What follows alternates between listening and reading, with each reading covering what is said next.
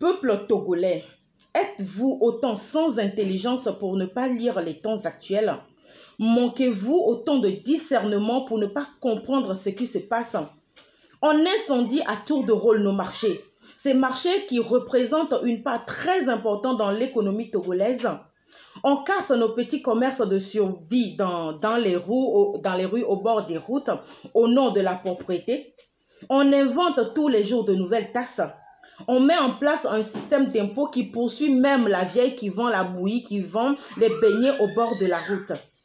On veut mettre un compteur sur les forages d'eau qu'un citoyen même s'est démerdé pour creuser à coups de millions. Des militaires qui nous mènent la vie dure, des militaires qui nous raquettent dans chaque coin et recoin de nos rues. La liste est longue, je m'arrête là. Et mais vous vous mettez sur les réseaux pour appeler les gouvernements au secours. Pire, avec pitié. Non, mais vous êtes sérieux là? Vous pensez vraiment que ces gens vous regardent? Vous pensez vraiment que ces gens vous aiment? Vous pensez que ces gens auront pitié de vous? Eh bien non. Ils n'auront pas pitié de nous. Ils n'auront pas pitié de vous. Ils ne feront rien pour nous. Parce que ce qui nous arrive en ce moment, c'est leur objectif. Et laissez-moi vous dire qu'ils savent même mieux ce que nous vivons que nous-mêmes. Vous subissez et vous réclamez de la pitié. Qui vous a appris ça? Qui vous a montré ou bien qui vous a dit que qui subit demande ou a besoin de la pitié?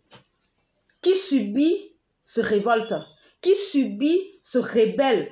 Si tu ne peux pas te rébeller, tu ne peux pas te révolter, tu te tais. Le silence est mieux que ce que vous êtes en train de faire sur les réseaux actuellement, en train de demander pardon, en train de demander pitié, en train de... Non mais sérieux, nos prédécesseurs ont été courageux, nos prédécesseurs ont été audacieux et je ne sais même pas c'est quelle jeunesse ça là, je ne sais même pas c'est quelle génération nous sommes comme ça, c'est quelle génération ça là. Lorsqu'on venait vers vous dans les marchés, lorsqu'on venait vers vous dans les rues et tout ça pour vous parler du Togo, vous dites que non, que vous ne faites pas de la politique, non, vous ne voulez pas mourir, non. Maintenant, vous comprenez que on peut mourir sans faire de la politique.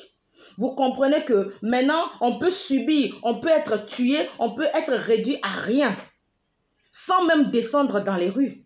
Fifi à ma jeunesse au midangman. Vous êtes sans perspective d'avenir. Comédie Mado Tao, vous faites sur les réseaux pour être payé par les Chinois. Et c'est à ça qu'est réduit votre vie. C'est à ça qu'est réduit votre avenir qui est hypothéqué.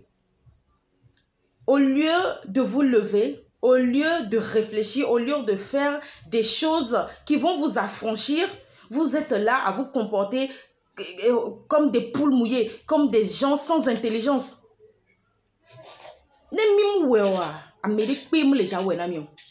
Et maintenant répéter ces histoires de pitié, mis des coucous, mais ça ne donnera rien, ça ne marchera pas.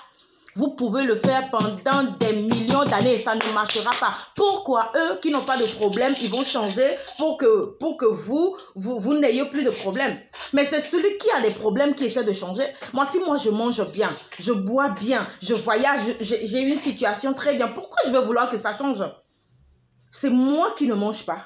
C'est moi qui souffre la misère, qui doit faire quelque chose pour renverser la tendance. D'accord? Donc, vos histoires de pitié, poule mouillée là, arrêtez-moi ça. Ça m'énerve.